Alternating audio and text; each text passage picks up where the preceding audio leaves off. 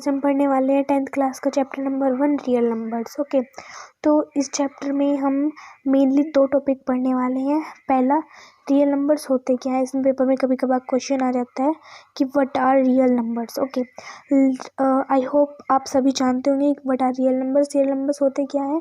आप 10th class में अभी तक रियल नंबर्स के बारे में आपने बहुत कुछ पढ़ लिया होगा, लेकिन आज हम उससे भी एक्स्ट्रा पढ़ने वाले। ओके, तो सभी एक बार अपने माइंड में रिवाइज कर लीजिए कि रियल नंबर्स होते क्या हैं। ओके, नंबर्स के बिना आजकल कुछ है ही नहीं भाई ज़िंदगी में। ओके, तो फर्स्ट टॉपिक हम मेरे लिए पढ़ेंगे रियल नंबर्स। इसमें कभी कभार आ जाता है क्वेश्चन कि रियल नंबर्स क्या होते हैं। और सेकंड टॉपिक, इसमें आपके क्वेश्चन पेपर में से 110% एक ना एक क्वेश्चन जरूर आएगा ही आएगा, the fundamental theorem of arithmetic. Okay, उसके बाद हम पढ़ेंगे proving irrational numbers. Irrational numbers जो होते हैं हमारे, जैसे √2, √3, √5, √7, √11, √13, इस तरीके से हम उन इरेशनल नंबर्स को प्रूव करेंगे। क्योंकि और उसके बाद क्वेश्चन तो हम बहुत सारे करने वाले हैं। तो गाइस जल्दी से हम अपनी वीडियो स्टार्ट करते हैं। ओके, तो हम पढ़ेंगे रियल नंबर्स होते क्या हैं। What are real numbers. Real numbers को हम बोल सकते हैं ग्रुप ऑफ नंबर्स को हम बोल सकते हैं रियल नंबर्स। और इन नंबर्स में रैशनल एंड इरेशनल दोनों टाइप्स के नंबर शामिल है। यानी कि रियल नंबर्स को हम बोल सकते हैं ग्रुप ऑफ नंबर्स जिसमें रैशनल एंड इरेशनल दोनों नंबर्स शामिल होते हैं। अब हम बात करते हैं रैशनल नंबर्स की। What are rational numbers. Rational numbers होते क्या है। The numbers which we write in the form of p/q। ऐसे नंबर जिनको हम p/q की फॉर्म में लिख सकते हैं। रैशनल नंबर्स होने के लिए थ्री एसेंशियल प्रॉपर्टीज़ हैं जो होनी ही चाहिए, तभी हम उसको रैशनल नंबर्स बोल सकते हैं। फर्स्ट प्रॉपर्टी, जो नंबर है वो p/q की फॉर्म में होना चाहिए। Second property, p and q both are integers. और third property, q is not is equal to 0। First property, again revise, first property, the number is in p/q, यानी कि न्यूमरेटर अपॉन डिनोमिनेटर में number होना चाहिए। q and p दो both are integers, दोनों integers होने चाहिए। And q is not is equal to 0, और जो q है वो 0 नहीं होना चाहिए। उन नंबर को हम बोलेंगे रैशनल नंबर्स। अब बात आती है इरेशनल नंबर्स की। इरेशनल नंबर्स क्या होते हैं। इरेशनल नंबर √2, √3, √4 हमारा इरेशनल नंबर नहीं होगा। √5, √6, √7 और ऐसे ही √9 भी हमारा इरेशनल नंबर नहीं होगा। क्यों नहीं होगा। क्योंकि हमने पढ़ा है किसी भी रूट में अगर कोई परफेक्ट स्क्वायर आ जाए तो उसको हम सॉल्व करके p/q की फॉर्म में लिख सकते हैं। जैसे कि हमने यहाँ पे √4 ले लिया। √4 इसको हम 2 की पावर 2, रूट स्क्वायर से रूट कैंसिल, तो इसको हम 2, आंसर आ गए 2। यानी कि 2 को हम 2/1 यानी कि p/q की फॉर्म में लिख सकते हैं, इसलिए एक रैशनल नंबर है। रैशनल नंबर्स के लिए 3 प्रॉपर्टी एसेंशियल है। The number is in p/q, जो 2/1 है वो p/q की फॉर्म में है। बोथ 2 भी एक इंटीजर है और 1 भी एक इंटीजर है, और जो q है वो 0 नहीं है। इसका मतलब √4 हमारा एक रैशनल नंबर है, इरेशनल नंबर नहीं। और ऐसे ही √9 भी हमारा इरेशनल नंबर नहीं है। इरेशनल नंबर कौन कौन से होंगे। √2, √3, √5, √6, √7, √8, √10, √11, √12, √13, इस तरीके से ही। ओके, और अब बात हम करते हैं कभी कभार एक पेपर में बेसिक सा क्वेश्चन आ जाता है, is 0 is a rational number. क्या 0 एक रैशनल नंबर है। सिंपल से तो हमारा बेसिक सा क्वेश्चन है वो बनता है, is 0 is a rational number. क्या 0 एक रैशनल नंबर है। सिंपल सी बात है। 0 को हम 0/1 यानी कि हम इसको p/q की फॉर्म में लिख सकते हैं, जहाँ पर p भी एक इंटीजर है और q भी एक इंटीजर है, और जो हमारा डिनोमिनेटर है is not is equal to 0, यानी कि 0 एक रैशनल नंबर है जिसको हम p/q की फॉर्म में भी लिख सकते हैं। Both are integers. And q यानी कि denominator is not is equal to 0। इसीलिए ये हमारा रैशनल नंबर है। अब सेकंड क्वेश्चन हमारा यहीं से बनता है, is zero is a natural number? क्या ज़ीरो एक नेचुरल नंबर है? नेचुरल नंबर कौन से होते हैं? काउंटिंग नंबर्स, जो काउंटिंग से शुरू होते हैं, जैसे 1 2 3 4 5 6 7 8, इस तरीके से। अब आप हमेशा इस चार्ट को अपने माइंड में सेट कर लो कि नेचुरल नंबर कौन से होते हैं? Counting numbers. काउंटिंग नंबर्स को हम बोलते हैं नेचुरल नंबर्स, 1 2 3 4 5, इस तरीके से। आगे होल नंबर, होल नंबर को जो ज़ीरो से स्टार्ट होते हैं, 0 1 2 3 4, इस तरीके से। इंटीजर्स, -4 -3 -2 -1 0 1 2 3 4 5, इस तरीके से। और रैशनल नंबर जो हमने पढ़े हैं पी बाई क्यू की फॉर्म में होने चाहिए। P and Q both are integers and Q is not is equal to 0, उनको हम बोलेंगे रैशनल नंबर्स। अब देखिए ये चार्ट शो क्या कर रहा है, क्या शो करता है? ये चार्ट शो कर रहा है कि सारे नेचुरल नंबर होल नंबर्स होते हैं, सारे होल नंबर्स इंटीजर्स होते हैं, सारे इंटीजर्स रैशनल नंबर होते हैं।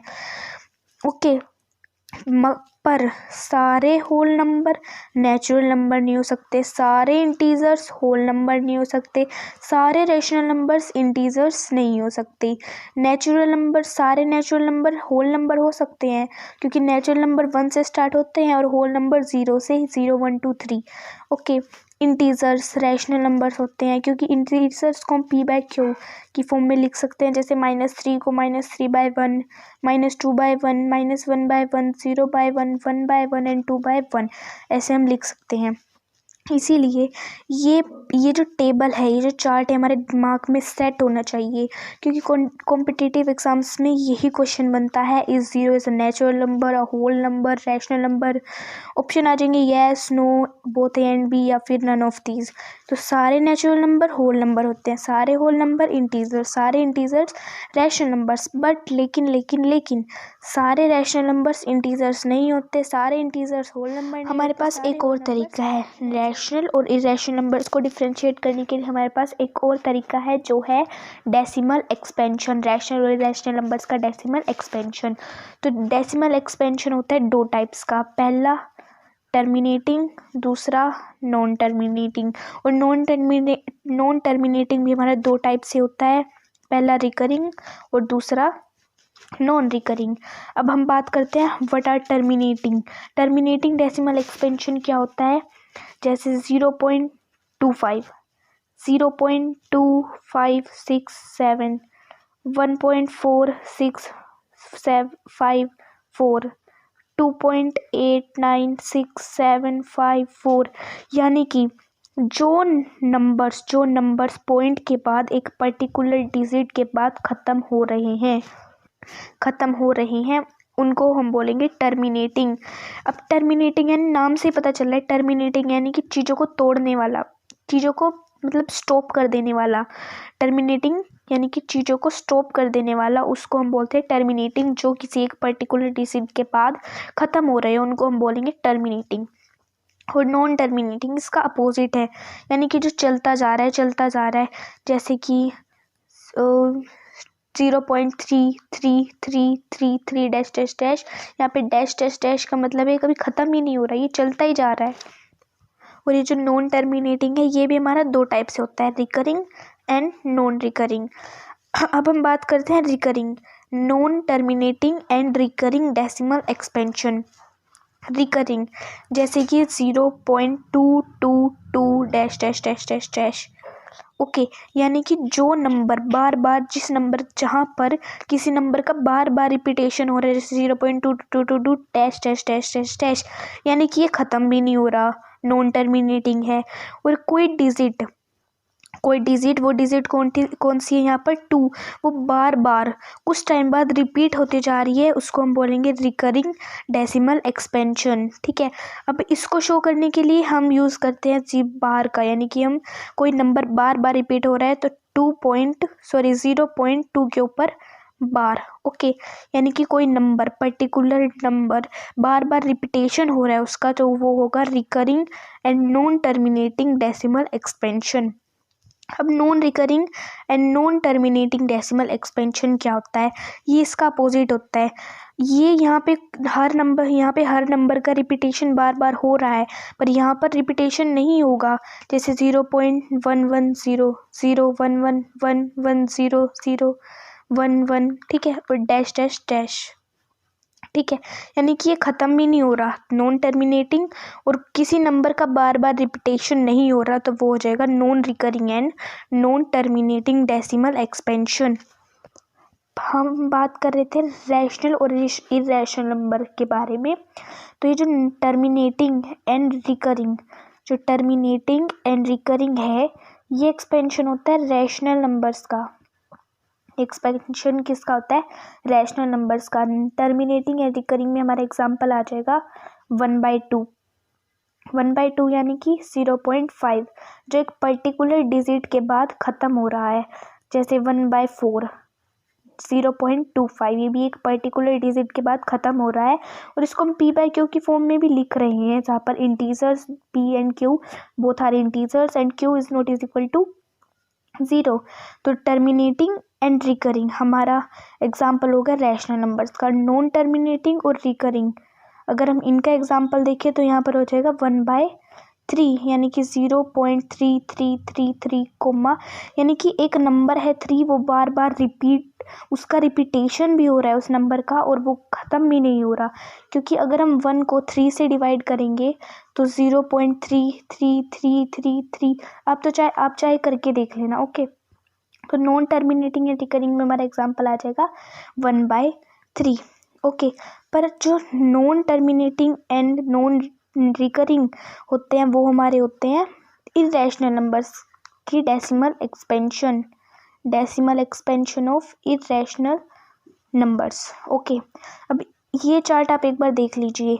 अब डेसिमल एक्सपेंशन सबको समझ आ गया, जो डेसिमल एक्सपेंशन है डिफरेंशिएट करने का रैशनल एंड इरेशनल नंबर, सबको क्लियर हो गया। अब इस चार्ट को एक बार आप देख लीजिए। अब इसको देख के आप पता लगा सकते हो कौन सा नंबर्स को हम रखते हैं साइड में, और बात करते हैं फंडामेंटल थ्योरम ऑफ अर्थमेटिक्स।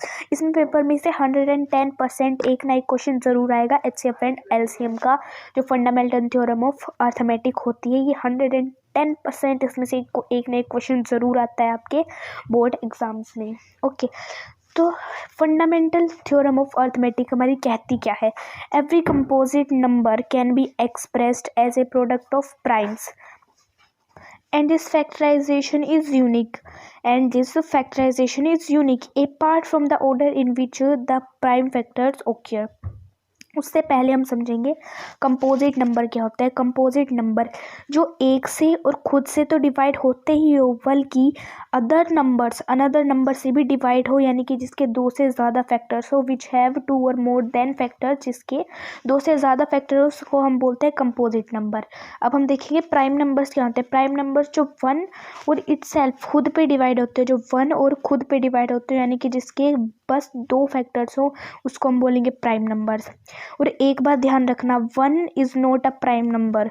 1 ना ही एक प्राइम नंबर है और ना ही एक कंपोजिट नंबर है। क्यों कह रहे हैं कि 1 एक ना ही प्राइम नंबर है और ना ही कंपोजिट नंबर है, क्योंकि देखो 1 का क्या है, कंपोजिट नंबर के लिए 2 से ज़्यादा फैक्टर होने चाहिए और प्राइम नंबर्स के लिए बस 2 फैक्टर होने चाहिए, लेकिन 1 का तो एक ही फैक्टर होता है। 1 खुद इटसेल्फ ही उसका एक फैक्टर होता है, इसीलिए हम कहते हैं कि 1 neither a composite and NOR a prime number. और अब हम बात करते हैं कि हमारी फंडामेंटल थ्योरम ऑफ अर्थमेटिक कहना क्या चाहती है, कहती क्या है। देखो इसको थोड़ा समझने की कोशिश करना। एवरी कंपोजिट नंबर, हमारे पास कोई भी कंपोजिट नंबर है, मान लिया कोई भी कंपोजिट नंबर को हम प्राइम नंबर्स के प्रोडक्ट में लिख सकते हैं। किसी भी कंपोजिट नंबर को हम प्राइम नंबर्स के प्रोडक्ट में लिख सकते हैं, ठीक है। कंपोजिट नंबर हमने मान लिया, लेट 6 को हमने एक कंपोजिट नंबर मान लिया। इसको हम 2 इंटू 3 लिख सकते हैं 6 को, यानी कि 6 को हमने दो प्राइम नंबर्स के प्रोडक्ट में लिख दिया। यही कहती है हमारी fundamental theorem of arithmetic. Second example ले लेते हैं हम 8, ओके। 8 को छोड़ो, हम 12 ले लेते हैं। 12 को हम 2 इंटू 2 इंटू 3, यानी कि 12 को हमने 3 प्रोडक्ट ऑफ प्राइम नंबर्स में लिख दिया, यानी कि हमने एक कंपोजिट नंबर 12 को प्रोडक्ट ऑफ 3 प्राइम नंबर्स, एक कंपोजिट नंबर को हमने प्राइम नंबर्स के प्रोडक्ट में लिख दिया। यही कहती है हमारी फंडामेंटल थ्योरम ऑफ अर्थमेटिक। अब मान लिया हमारे पास कोई बड़ा नंबर है, मान लिया कोई बड़ा नंबर 6 to 5 है, हमें 6 to 5 का product of prime numbers find करना है। उसके लिए हम क्या करेंगे, एक ऐसे टेबल बना लेंगे और जिस नंबर को हमें फाइंड करना है वो यहाँ पर लिख लेंगे 6 to 5। ओके, अब कोई ऐसा सबसे छोटा प्राइम नंबर ढूंढो जो 6 to 5 को डिवाइड करता हो। 5 6 to 5 को आसानी से डिवाइड कर सकते हैं और 5 एक प्राइम नंबर भी है, इसको हम डिवाइड करेंगे 1 to 5। अब हमें देखना है कोई ऐसा नंबर, कोई ऐसा प्राइम नंबर, सबसे छोटा कोई ऐसा प्राइम नंबर जो 1 to 5 को डिवाइड करे। फिर से 5, 25। अब ऐसा कोई सबसे छोटा प्राइम नंबर जो 25 को डिवाइड करता हो, 5। ओके, और 5 को डिवाइड करेगा 5। तो यानी कि इसके फैक्टर्स क्या हो गए, इसके प्राइम फैक्टर्स क्या हो गए, 5 इंटू 5 इंटू 5 इंटू 5। यानी कि यही हमारी कहती है fundamental theorem of arithmetic. Okay, यानी कि किसी भी कंपोजिट नंबर को हम प्राइम नंबर के प्रोडक्ट में लिख सकते हैं, वही हमारी होती है फंडामेंटल थ्योरम ऑफ अर्थमेटिक।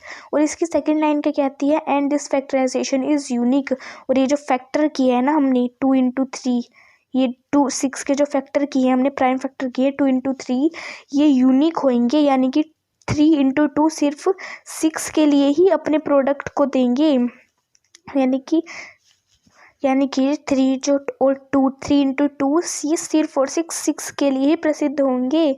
ये यूनिक है, 3 और 2 सिर्फ 6 को ही शो करेंगे, ये यूनिक है, ये और किसी नंबर को शो नहीं करेंगे।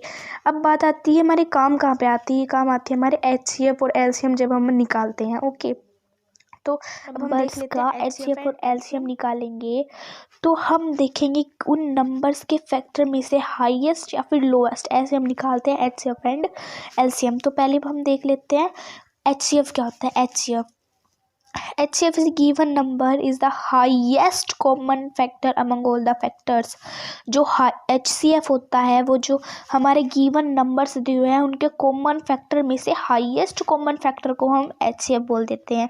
दोबारा से सुनिए, गिवन नंबर्स के कॉमन फैक्टर में से हाईएस्ट कॉमन फैक्टर को हम HCF बोलते हैं। It is also known as GCD, that is greatest common divisor. Okay, हम निकाल के देख लेते हैं। मान लिया हम 6 का और 24 का निकालते हैं, 6 का और 20 नहीं, चलो हम 120 का, हम 18 और 120 का HCF निकालते हैं। हम 18 और 120 का 18 के फैक्टर्स लिखेंगे, तो 18 के फैक्टर्स 2 इंटू 3 इंटू 3। और अब हम साइड में करके देखेंगे जो हमने प्राइम फैक्टराइजेशन मेथड अभी सीखा था 120। सबसे छोटा प्राइम नंबर जिस पे 120 चलेगा 2, यानी कि 60। फिर 60 किस पे चलेगा, 2 पे, 30 दैट इज़ 15 2 पे, एंड दैट इज़ 3 5 पे, एंड 5 1 पे। ओके, यानी कि 120 के प्राइम फैक्टर्स कौन से हो गए, 2 into 2 into 2 into 3 into 5 into 3 into 5। अब देखो हमें निकालने हैं HCF ऑफ 18 के और 120 का HCF। हम निकालेंगे HCF ऑफ 18 एंड 120 का। तो 18 और 120 HCF अगर हम निकालेंगे 18 और 120 के, तो हम क्या करेंगे, पहले इनको हम पावर्स की फॉर्म में लिख लेंगे। इसको लिखेंगे 2 raised to power 1 into 3 raised to power 2, ये हो जाएगी 2 raised to power 3, 3 raised to power 1 and 5 raised to power 1। Okay, अब हम इनमें से कॉमन पावर्स, कॉमन टर्म्स निकालेंगे। ओके, कॉमन टर्म्स यानी कि हमें सबसे छोटी जिसकी डिग्री जिसकी पावर छोटी है, हमें वो टर्म्स लेने हैं। पहला कॉमन फैक्टर कौन सा है हमारा, 2 लोएस्ट डिग्री क्या है 1, यानी कि 2 की पावर 1 इंटू, अगला हमारा कौन सा है कॉमन फैक्टर 3, इसकी लोएस्ट पावर कितनी है 1, यानी कि 3 raised to power 1, ये आ जाएगा 6। तो HCF4 18 एंड 120 इज 6, यानी कि 18 और 120 के लिए HCF हमारा आएगा 6। अब अगर हमें इन दोनों नंबर का ही एलसीएम निकालना हो तो वो कैसे निकालेंगे, उन्हीं दो नंबर्स का यानी कि 18 और 120 का एलसीएम निकालेंगे।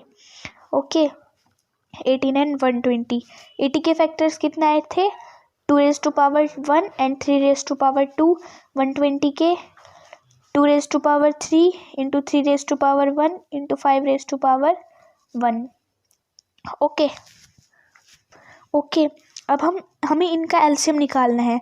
एलसीएम निकालने के लिए हम कॉमन नहीं लेते, हम कॉमन फैक्टर्स का प्रोडक्ट नहीं करते। एलसीएम निकालने के लिए हम जो हाईएस्ट पावर वाले नंबर्स हैं, जो हाईएस्ट पावर वाली टर्म है, हाईएस्ट पावर वाली टर्म का प्रोडक्ट करते हैं हम एलसीएम निकालने के लिए।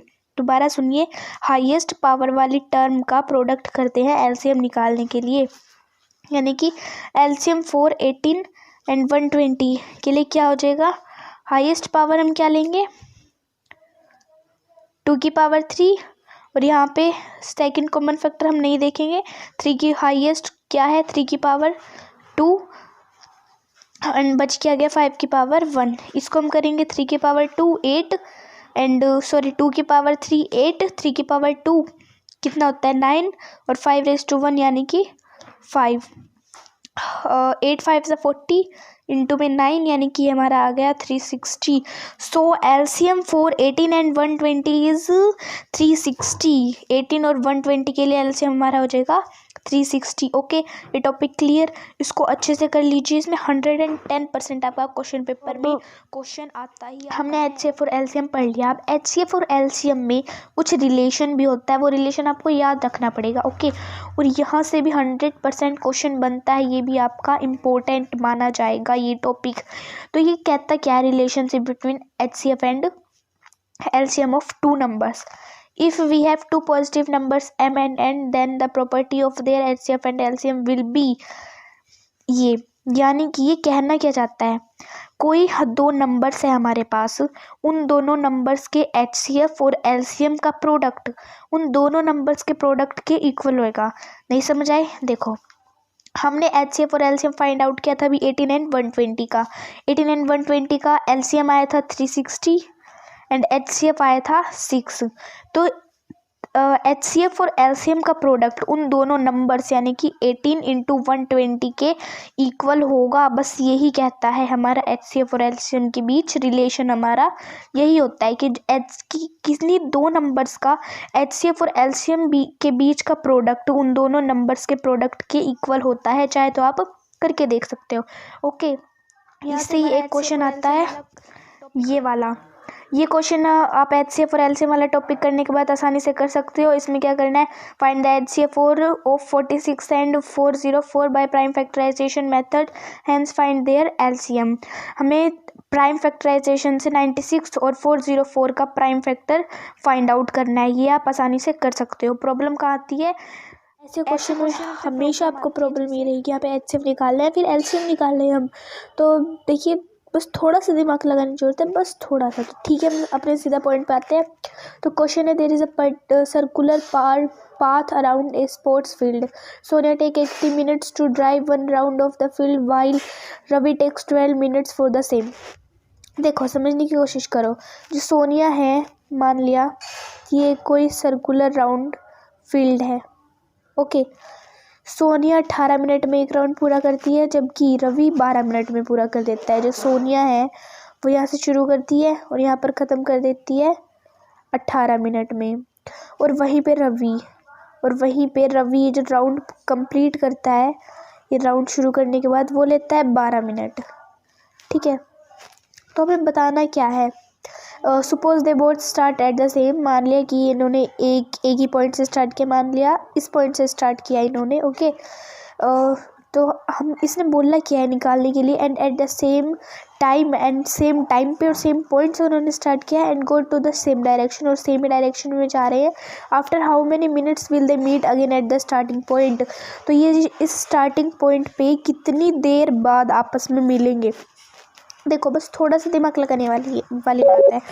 यहाँ पे हम क्या करेंगे, देखो अब 18 अगर 18 मिनट में सोनिया एक राउंड कंप्लीट कर रही है तो इसका मतलब ये तो है नहीं कि रवि भी उसको 18 मिनट पे ही मीट करेगा, नहीं करेगा। मतलब कि रवि 12 मिनट में कंप्लीट करने के बाद अपना दूसरा राउंड शुरू कर देगा, तब हमारी जो सोनिया है वो कुछ यहाँ पर होगी, कुछ इस पॉइंट पे हमारी सोनिया होगी। यानी कि ना ही ये 18 मिनट पे मिल रहे और ना ही ये 12 मिनट पे मिल रहे। और सिंपल सी बात है, 18 और 12 से कम मिनट पे तो ये मिलेंगे ही नहीं। यानी कि यहाँ पे ज़्यादा की बात हो रही है, ना ही वे 18 मिनट पे मिलेंगे ना ही 12 मिनट में, 18 और 12 से ज़्यादा मिनट पे मिलेंगे यहाँ। और जहाँ पर ज़्यादा की बात हो हमेशा मल्टीपल निकालते हैं, जहाँ पर ज़्यादा की बात हो हमेशा मल्टीपल निकालते हैं। यानी कि यहाँ पर हम 16 और 12 का क्या निकालेंगे, LCM। बस क्वेश्चन ख़त्म, छुट्टी। ओके, क्वेश्चन क्या है, an army contingent of 676 members is to march behind an army band of 32 members in a parade. 616 members के पीछे एक 32 मेंबर्स का बैंड भेजा है, किस लिए, परेड के लिए। The two groups are to march in the same number of columns. What is the maximum number of columns which they can march? Okay तो इसमें मैक्सिमम नंबर ऑफ़ कॉलम्स हमें बताने हैं। हमने 12 मेंबर्स के बैंड को 616 मेंबर्स के पीछे भेजा है और इसमें मैक्सिमम नंबर ऑफ़ कॉलम्स बताने हैं। अब हम 606 कॉलम तो बना नहीं सकते। अब हम भाई हम पागल थोड़ी ना जो बैठ के 606 कॉलम बनाएंगे, ना ही हम 32 कॉलम बना सकते। तो भाई ज़्यादा की बात हो ही नहीं रही है ज़्यादा। अब आप 616 और 32 से ज़्यादा जा कहाँ रहे हो, यहाँ पे कम की बात हो रही है। 606 तो हम कॉलम बना ही नहीं सकते, ना 32 बना सकते, तो ज़्यादा की बात हम करें ही क्यों। यहाँ पर कम की बात होगी और कम के लिए हमेशा क्या निकालते हैं, HCF। यहाँ पर 606 और 32 का ये एक थ्योरम पढ़ेंगे। ओके तो देखिए ये थ्योरम कहती क्या है, let P be a prime number if P divides A square then P divides A। Okay ये कह रही है कि कोई P प्राइम नंबर है, वो अगर A स्क्वायर को डिवाइड कर रही है तो वो A को भी डिवाइड करेगी। यानी कि मान लिया कोई P प्राइम नंबर 2, कोई प्राइम नंबर हमने 2 मान लिया, अगर वो A स्क्वायर यानी कि 8 के स्क्वायर को डिवाइड कर रहा है तो वो 8 को भी डिवाइड करेगा। यानी कि अगर 2 8 स्क्वायर को डिवाइड कर रहा है तो वो 8 को भी डिवाइड करेगा। बस यही है हमारी थ्योरम। अब देखते हैं इसका ये ऐसे क्वेश्चन आपके एग्ज़ाम में 110% आपका ऐसा एक नया क्वेश्चन आएगा ही आएगा। मतलब कि हमें इसमें क्या प्रूव करनी है, इरेशनैलिटी। यानी कि हमें √2 को इरेशनल प्रूव करना है।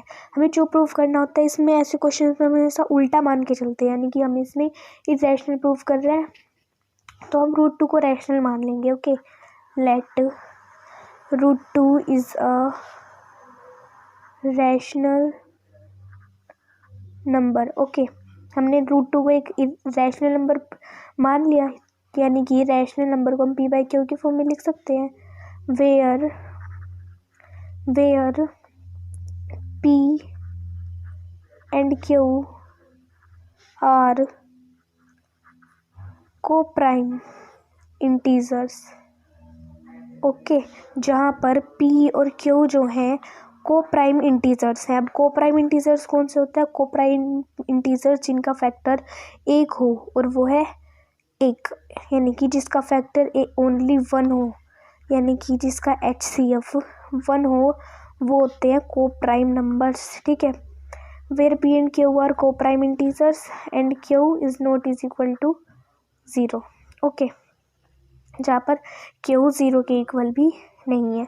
अब इसको हम सॉल्व करेंगे तो √2 into Q is equal to P, both side square करेंगे तो ये आ जाएगा 2Q square is equal to P square. अब ये बन गई हमारी फर्स्ट इक्वेशन। अब ये फर्स्ट इक्वेशन कहना क्या चाहती है, देखो हम अभी पढ़ के आए हैं कि कोई प्राइम नंबर है P, वो A स्क्वायर को डिवाइड कर रहा है तो वो A को भी डिवाइड करेगा। यानी कि जो हमारा यहाँ पे 2 है प्राइम नंबर, वो P स्क्वायर को डिवाइड कर रहा है तो वो P को भी डिवाइड करेगा, तभी तो P स्क्वायर आएगा। ठीक है, यानी कि लेट 2 डिवाइड P तो आता है N, जहाँ पर N एक हमारा एक पॉजिटिव इंटीजर है। ओके यानी कि यहाँ से P की वैल्यू क्या आ जाएगी, 2N। ये बन गई हमारी इक्वेशन नंबर 2। ओके अब इस सेकंड इक्वेशन को हम इक्वेशन नंबर 1 में पुट करेंगे। इक्वेशन नंबर 1 थी 2q² is equal to p², यानी कि 2q² is equal to 2n²। 2q² is equal to 4n²। इससे ये कट गया 2, यानी कि q² क्या आ जाएगा 2n²। अब ये जो सिचुएशन है, ये सिचुएशन हमारी फर्स्ट इक्वेशन वाली बन गई, यानी कि ये 2q² को डिवाइड कर रहा है तो q को भी डिवाइड करेगा। लेट 2 डिवाइड q, तो आ जाता है m, जहाँ पर m भी एक कोई पॉजिटिव इंटीजर है हमारा। ओके, यानी कि यहाँ से हमारी q की वैल्यू आ जाएगी 2m। ये बन गई हमारी इक्वेशन नंबर 3। ओके, अब देखो, compare equation number 2 and equation number 3। Equation number 1 है हमारी p is equal to 2n and third equation है q is equal to 2m। हमने अभी माना था p एंड q आर को प्राइम नंबर्स जिनका HCF 1 होता है, ठीक है, पर यहाँ पर तो इनका HCF क्या आ रहा है 2 आ रहा है, यानी कि हमारे यहाँ पे कॉन्ट्रडिक्शन हो गया।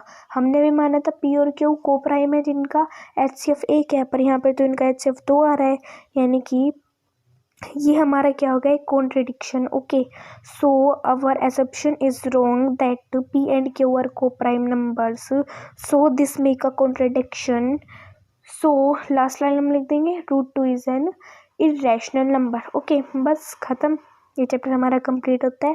गाइस मिलते हैं हम अगली वीडियो में 1.1 के साथ। ओके।